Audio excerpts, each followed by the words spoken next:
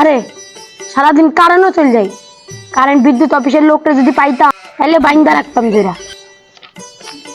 Line mine তো সব ঠিক করে লাইছি, এখন যে কারেন্ট বিলের সব হিসাবগুলো নেই গে যাই, বিল দিতে হইবে, বিল জমা দেওয়া লাগবো।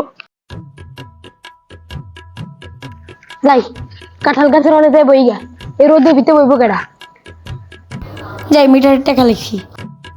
কিরে মিটার আলা তো টাকা দেয় নাই, লাইনটা কেটে দিই। যাই লাইনটা কেটে দিলাম, এখন অন্যটা তুলি। রুমেও যাইতে পারতাছি না, রুমের ভিতরে মনে হয় আগুন ধরছে, এত গরম। কিরে মানে বিদ্যুৎ অফিসের লোক লাগে না আজকে, ওর একদিন আর আমার যে কয়দিন লাগে।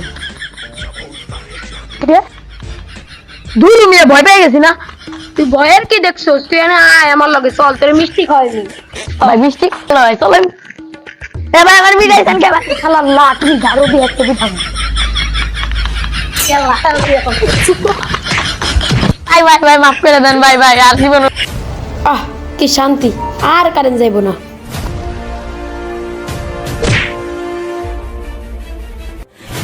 কিরে এত গরম গরম লাগে কে? শালার এই কারেন্টের নানিরই খালি ঘর, শালার পিটাইলাম তাও লজ্জা নাই।